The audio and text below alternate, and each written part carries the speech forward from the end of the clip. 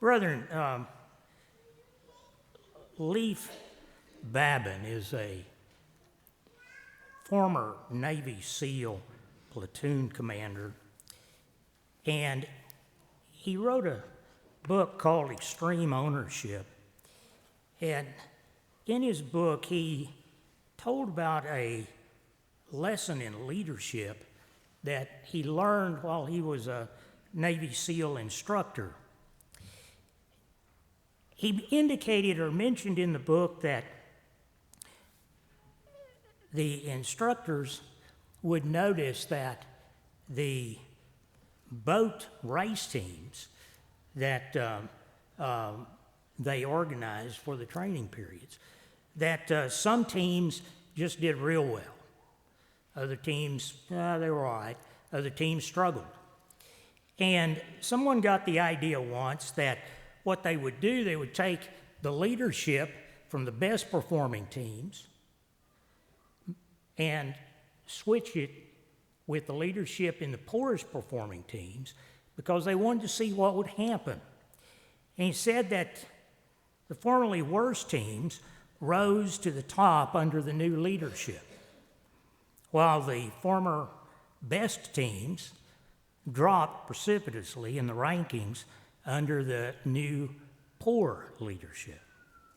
And it was proof to Babin that, quoting him, there are no bad teams, only bad leaders.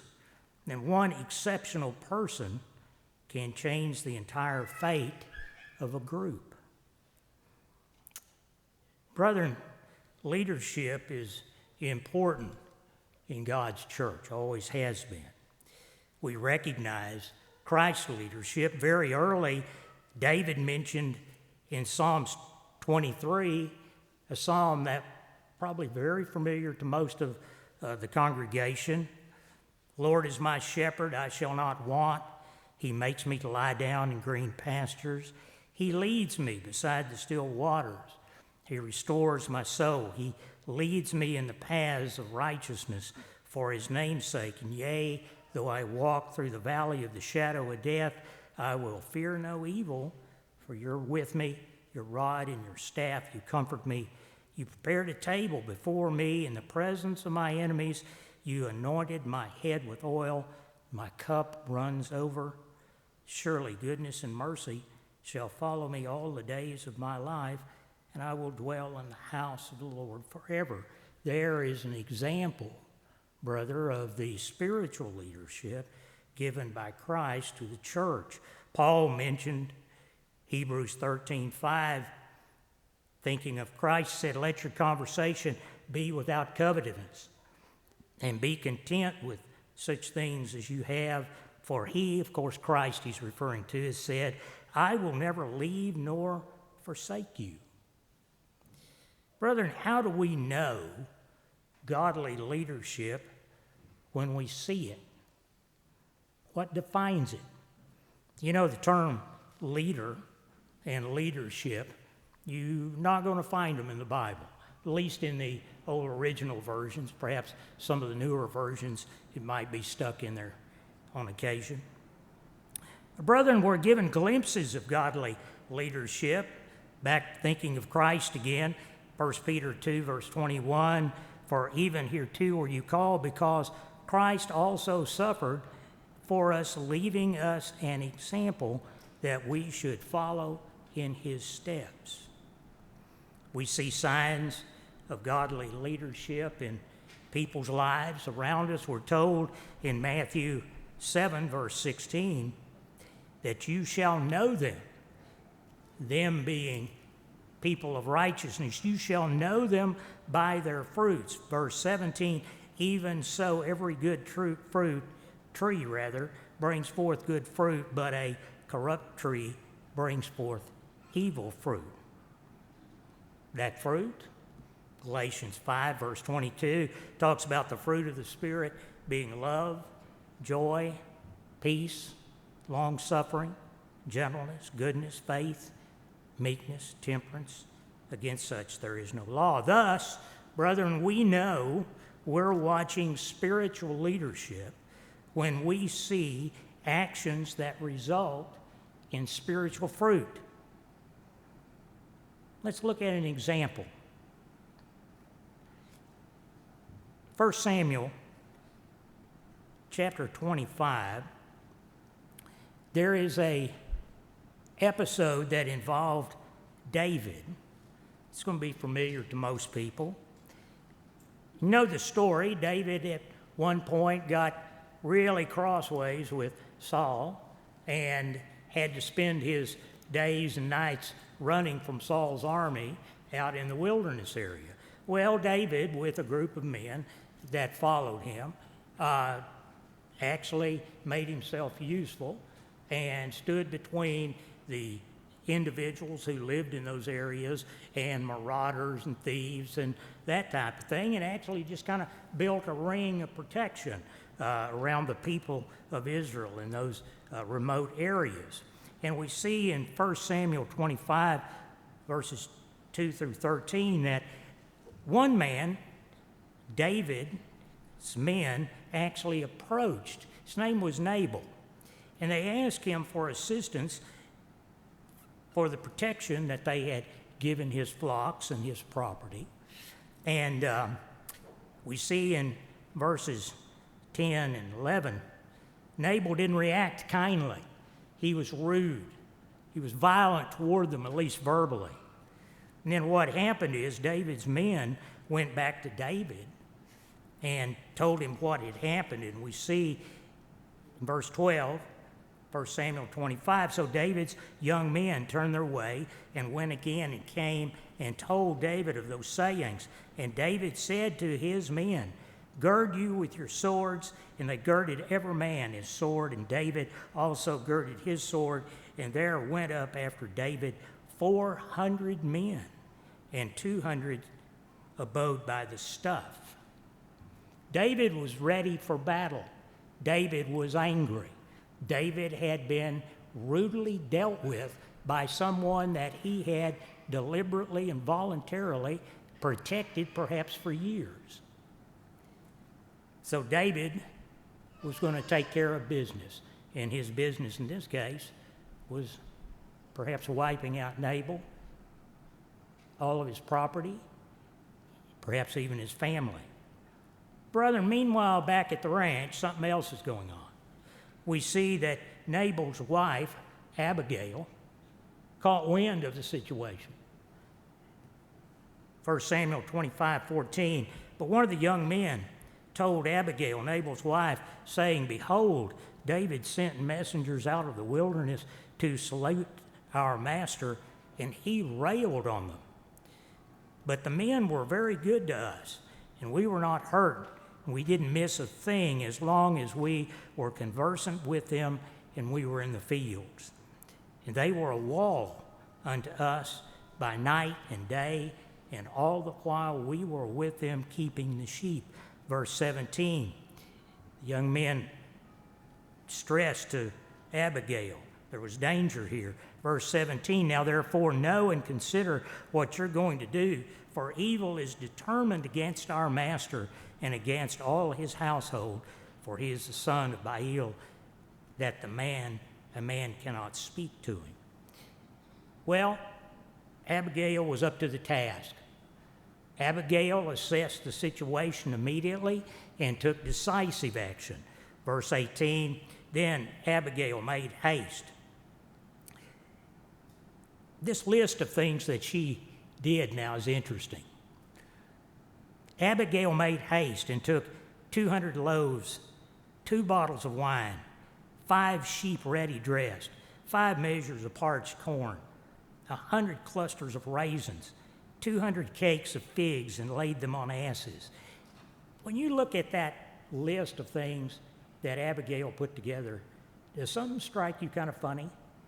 I mean, she's putting together enough for an army of 600 men, except for 2 bottles of wine. That's all she's smart enough to understand. Got a bunch of young men out there. They're full of testosterone. They're itching for a fight, and I'm not going to fuel them up with alcohol. I'll give them bread and figs, but I'm not going to give them a bunch of wine. So anyway, she's pretty sharp. And she said to her servants, "Go before me, behold, I come after you." But she told not her husband Nabal. And it was so that she rode on the ass, and she came down by the covert of the hill, and behold, David and his men came down against her, and she met them. And brethren, we see in verse 21, Abigail hadn't even had chance to get off of her mount, and David moved right in. Verse 21, and David said, "Surely in vain I have kept all that this fellow has in the wilderness, so that nothing was missed of all that pertained to him, and he requited me evil for good. And so and more do also to God unto the enemies of David, if I leave all that pertains to him by the morning light, anything other than a dog." Then verse 23, something very interesting happens. Then when Abigail saw David, she hastened, jumped off the ass, fell before David on her face, bowed herself to the ground. Brethren, we see a situation here of a woman who assessed a very stressful situation, a situation that could have easily led to the death of her, perhaps her family, but she understood something. She had discernment and spiritual discernment. Verse 24, and she fell at his feet and said, "Upon me, Lord, upon me, let this iniquity be, and let your handmaid, I pray you, speak in your audience and hear the words of your handmaid." Brethren, here's a woman who could have easily looked at this situation, gone up to David, and said, "Look, you've had trouble with this guy. I've lived with him a number of years. He is a jerk. I don't care for him anymore myself. So if you want to, go ahead and wipe him out, and I'm good with it." That's not what she said. This woman made no excuses, took it upon herself to correct that situation. She wasn't loaded up with pride or anger. She was decisive. You know, brethren, this was not David's shining moment. David, again, was a young man, head of an army of about 600 other young men. He was mad. He was angry. He'd been offended.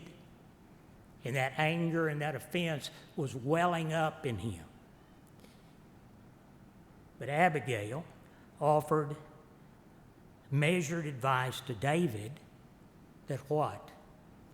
Back to Matthew, "By their fruits you shall know them." Abigail offered measured advice to David that reminded him of his relationship with God. Verse 25, 1 Samuel 25, verse 25. "Let not my Lord, I pray you, regard this man, Nabal. For as his name is, so he is. Nabal is his name, and folly is with him. But I, your handmaid, didn't know. I saw not the young men of my Lord whom you did send.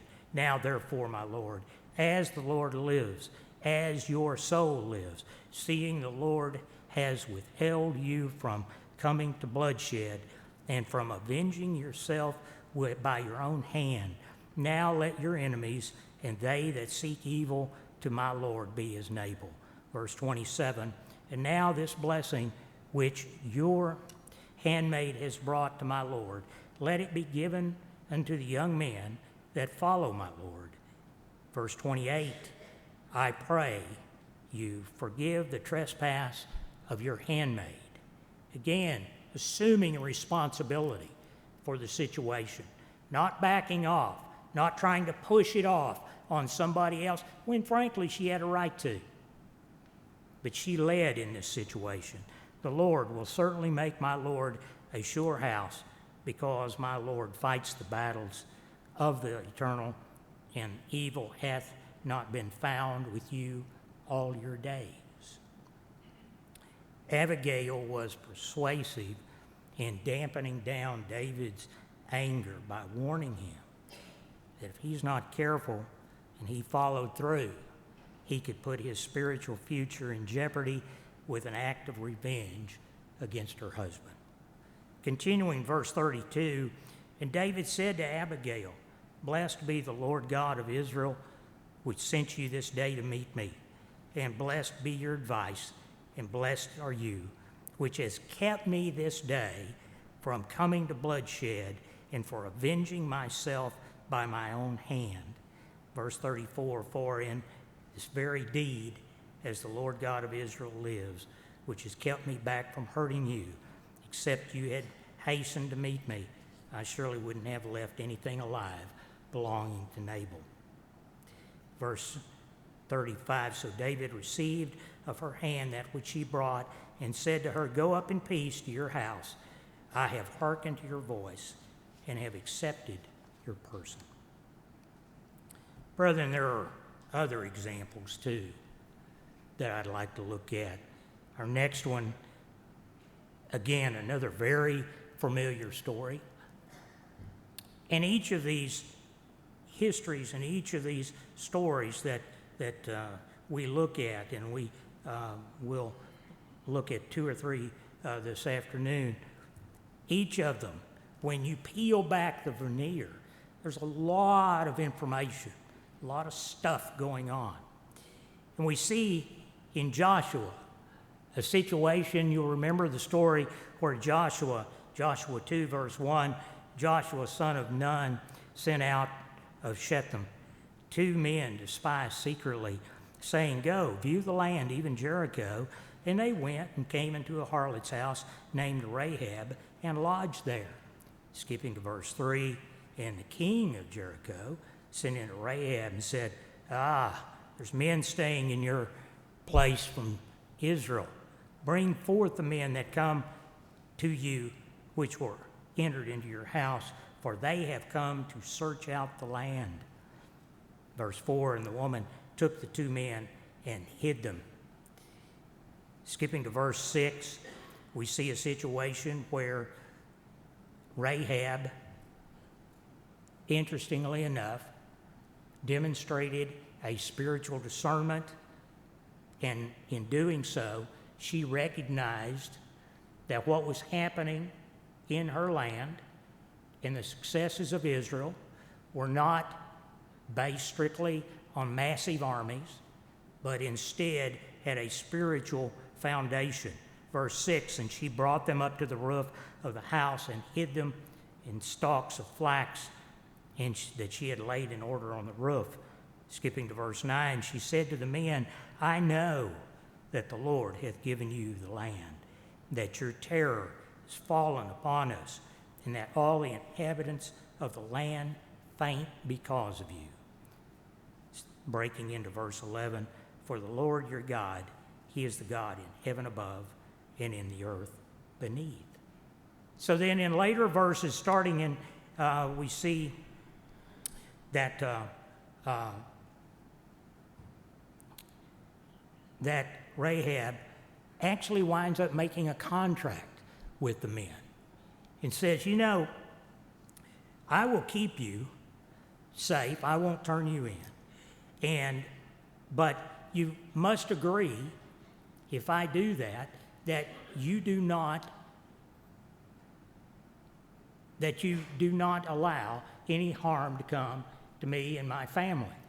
And the men, in fact, respond, and they say in chapter 3, verse 18, "Behold, we'll come to the land that you shall bind this day in a scarlet thread on the window, in which you have let us down by, and you shall bring your father and your mother and your brother and all your father's household into this house." In other words, bring everybody into your home, and when we come into Jericho, anyone in your home will be protected.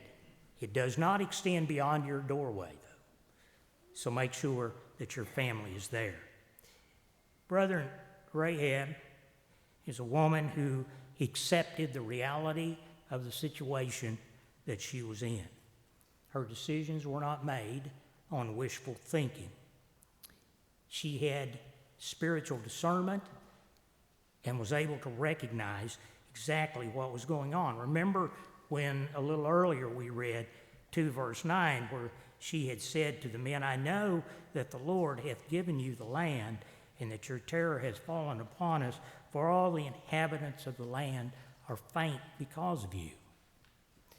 Rahab, with that information and knowledge and understanding where Israel's strength was coming from, she took definitive steps, and in doing so, she secured her family's safety. Joshua 6, verse 25, we see after Israel invaded Jericho, we see that Joshua saved Rahab the harlot alive and her father's household and all that she had, and she dwells in Israel even to this day because she hid the messengers which Joshua had sent to spy out Jericho.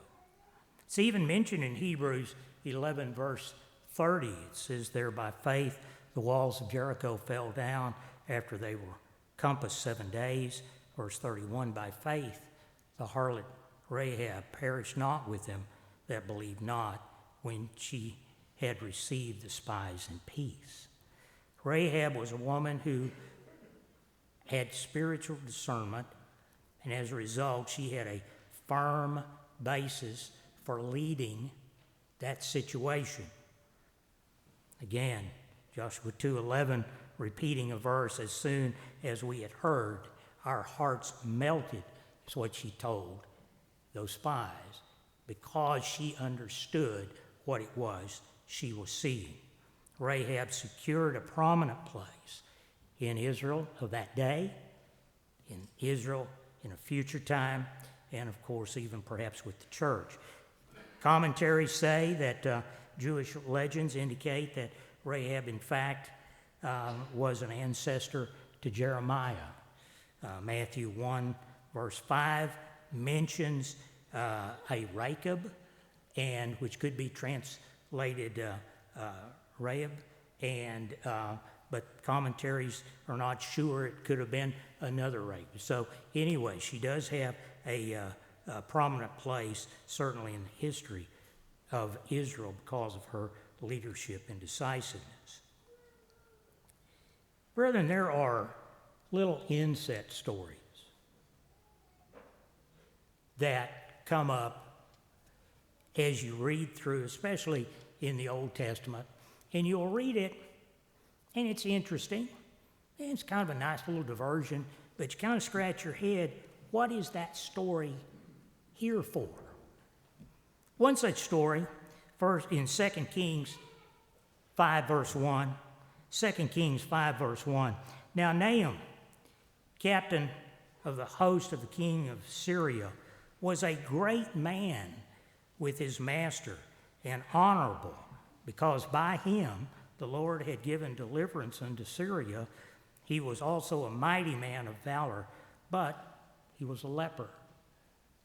Nahum apparently was an honorable man, someone that God seemed to respect, care about. Unfortunately, he had a death sentence on himself, because at that time, leprosy, literally, there was no cure for it, and it always ended in a person's death. Leprosy is not something you outlived. Verse 2, and the Syrians,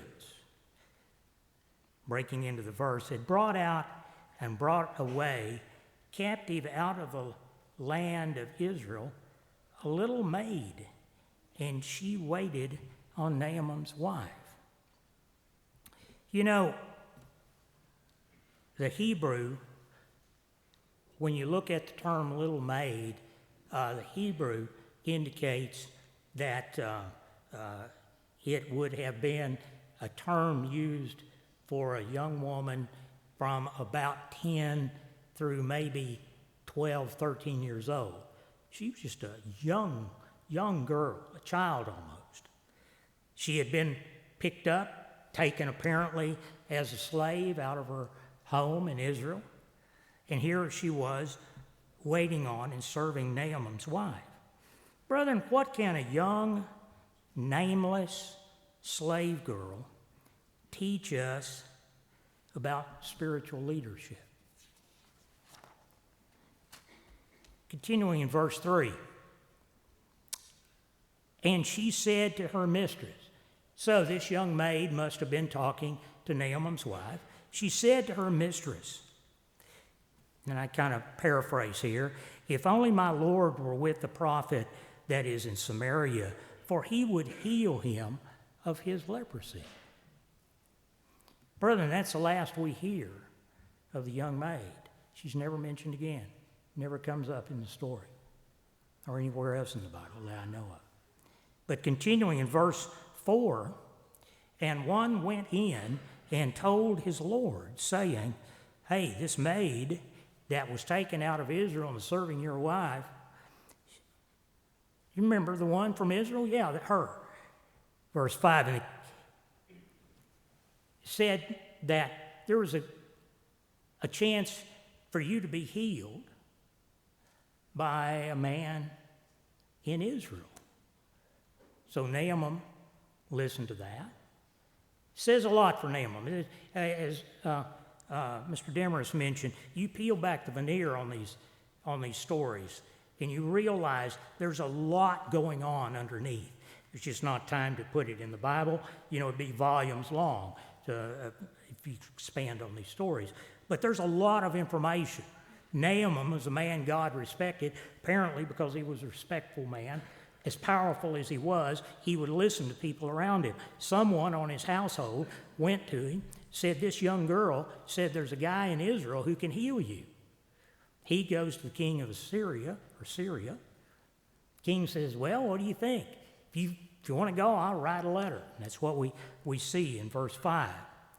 And the king of Syria did write that letter, and it says in verse 5, and he, Naaman, departed.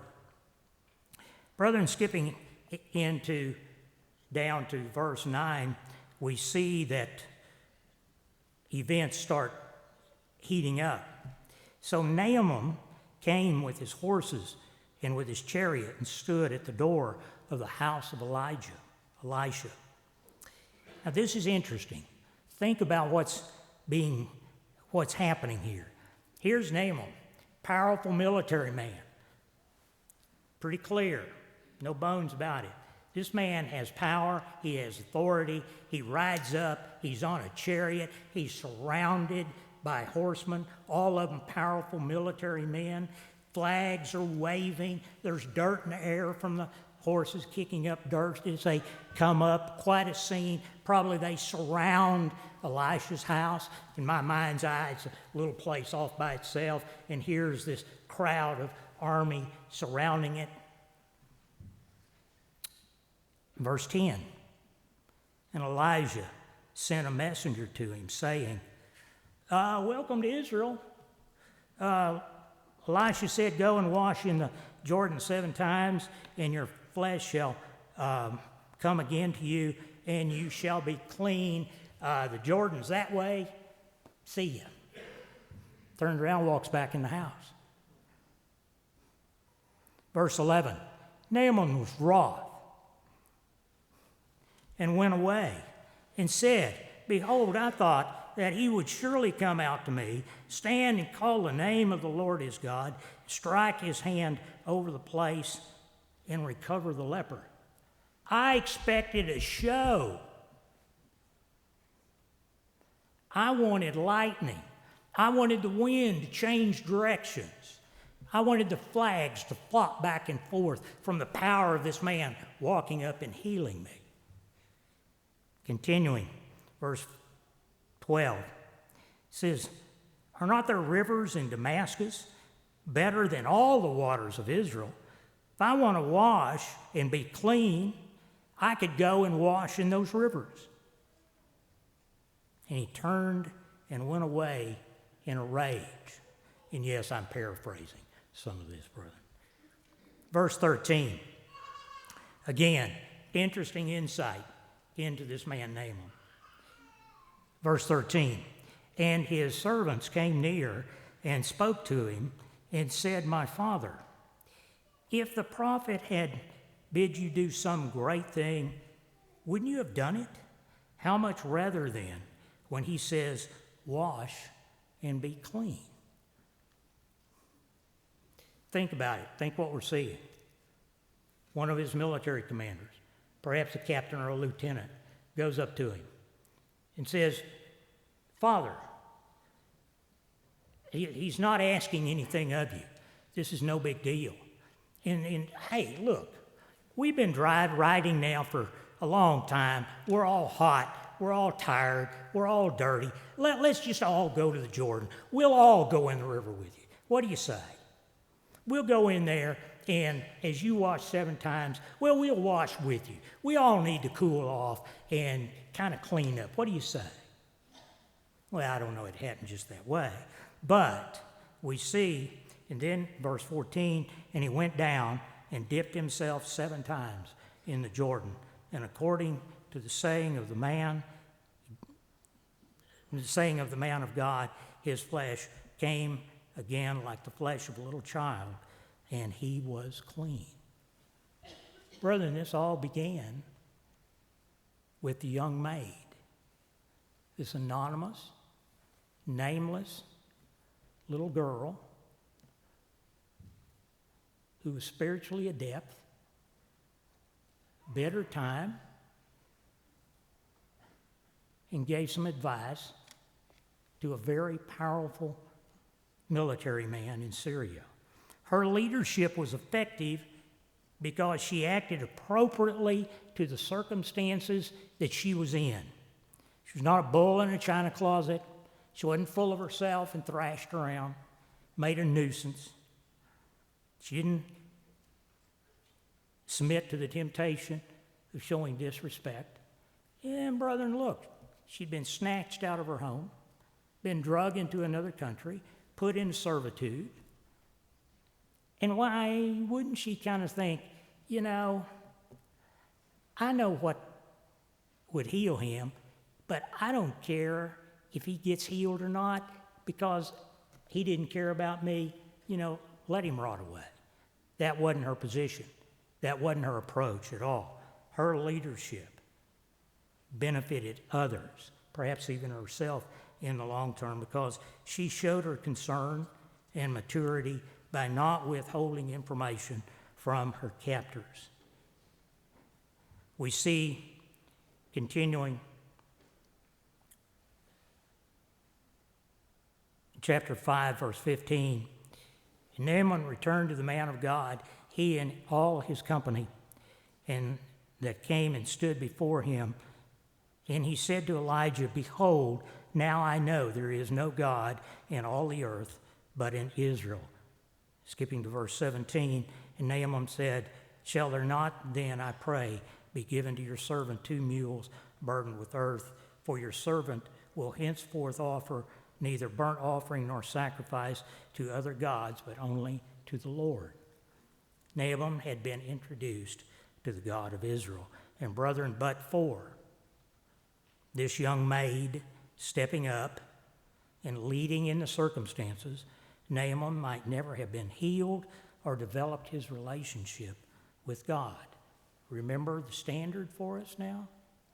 Back to Matthew 7, verse 16, By their fruits you shall know them. There's one more example that I'd like to mention.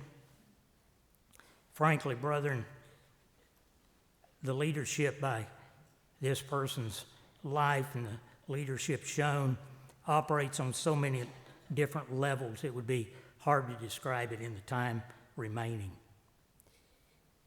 But very important elements here, Father, that God shows us through these verses that I would like to go over with you. Let's turn to Ruth. Ruth 1, verse 1.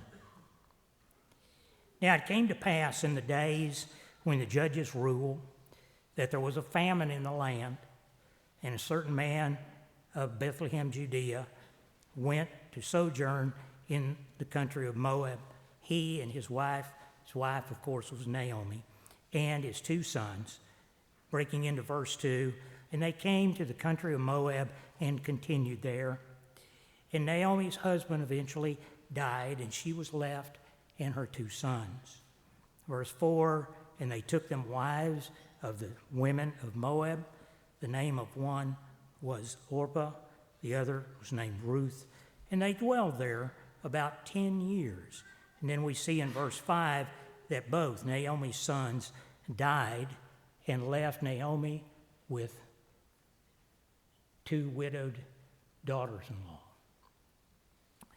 Naomi is a woman who came to a point of decision. Again, like the other examples we saw, she accepted the circumstances as they were. She wasn't bothered by wishful thinking. We see, continuing in verse 8, something very important. And Naomi said to her daughters-in-law, "Go, return each to your mother's house, and the Lord deal kindly with you as you have with the dead and with me." Brethren, we need to keep in mind, and I know it's difficult for you and I in our day and time to understand the cultural setting. Naomi, however, what she did was not just a simple, empty gesture. This was a genuine sacrifice, because in that day and time, the care and the safety and the protection of the elderly fell on the shoulders of the young people. In this case, culturally, it fell to those 2 daughters-in-law. But Naomi looked at that situation and she said, "These are young women. I have no more sons, and I need to release these women so that they can go back to their homeland, back to their families rather, and set up new lives so that their lives can go on and they can have children." So this was a huge, huge decision point for Naomi to make. But she was willing to give up her security for the benefit of her daughters-in-law. Continuing in Ruth 1, verse 10, and they said to her, "Surely we will return with you to your people." But Naomi said, "Turn again, my daughters. Why will you go with me? Are there any more sons in my womb, that they may be your husbands? Turn again, my daughters, go your way, for I am too old to have a husband. And if I should say, I have hope, if I were married tonight and should bear sons, really, would you wait? Of course not." So one daughter-in-law returned, and we know the story that Ruth said, "No, I'm sticking with you. My place is with you." We see that Naomi then assessed their situation. She must have understood. Again, there's so much going on in this story, we really don't know all of her contacts, all of her family connections, and all the resources she may have had at her disposal. But she must have understood that she was connected socially and culturally back in Bethlehem. And so perhaps she may have thought, we may have a solution to the circumstances we're in. We see in verse 6, and there she arose that she might return to the country of Moab, for she had heard that the country of Moab, or in the country of Moab, how that the Lord had visited his people back in Israel and giving them bread.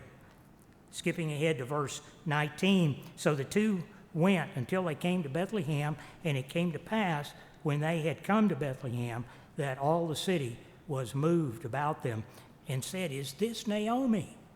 Skipping to verse 22, so Naomi returned, and Ruth, her daughter-in-law, with her, which returned out of the country of Moab, and they came to Bethlehem in the beginning of the barley harvest. You know, we pretty much, most of us, I think, would understand or remember the story here, and that Ruth then took the initiative to, apparently the culture of the day, that individuals could go out into the fields as the fields were being harvested, and they could pick up any surplus that had not been bundled and put together for harvesting. And in that way, people were able to gather grain and fruits and pretty well live life and go on and eat. And so we see in Ruth 2, verse 2, and Ruth the Moabitess said to Naomi, "Let me go now into the field and glean ears of corn after him in whose sight I will find grace." And she said unto her, "Go, my daughter."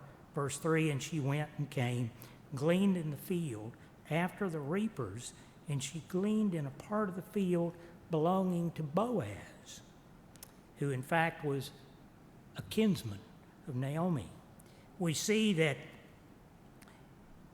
from verses 4 through 20 that Ruth caught Boaz's attention. Boaz treated her very well. Then we see in chapters 3 and 4 of Ruth that Naomi, very wise woman, counseled Ruth on the cultural norms and moved her through the maze of cultural norms. And then we see in chapter 4, verse 13, so Boaz took Ruth, and she was his wife, and he went with her unto her, and the Lord gave her conception, and she bore a son who was Obed. Verse 14, and the women said to Naomi, "Blessed be the Lord, which hath not left you this day without a kinsman, that his name may be famous in Israel." Brethren, Naomi's decisiveness and her spiritual leadership secured her family line and a place in the history of David and even ultimately Christ's line. We see in Ruth 4, 18 through 22, a genealogy tracking Obed right into the line of David. Referring to Matthew 1, verses 5 through 16, we see that Boaz through Obed of Ruth, and we see that line moving right up to Christ's time. Brethren, I just would like to close with a couple of thoughts. Every one of us face points of decisions in our lives as individuals, as family groups, things happen, as groups of people, whether it's the church or a nation. And the elements of the spiritual leadership shown through the lives of these women are lessons that are absolutely gender neutral and apply to every one of us. For example, you saw no example of victimology in the lives of these women. Brethren, they understood how vulnerable they were to the circumstances they were in. They were right on the bubble, all four of those women. Didn't hear them complaining, "Oh, woe is me." They remained engaged with the circumstances as they were. No wishful thinking. They didn't waste time, if only, none of that. Their reactions reflected wisdom based on the relationships they had with God. They did not act foolishly. Instead, they relied on God for timing, purpose, and outcomes. As a result, their actions led to outcomes that literally ricocheted through history right down to us today. Like Commander Babin, that we mentioned in the beginning of the message, observed, in each of these examples we see leadership of one person change the fate of entire groups. The lesson here for you and I, brethren, these are not exceptional people as judged by the world. They would never see them as exceptional people. But brethren, they were people in exceptional circumstances whose spiritual leadership changed history.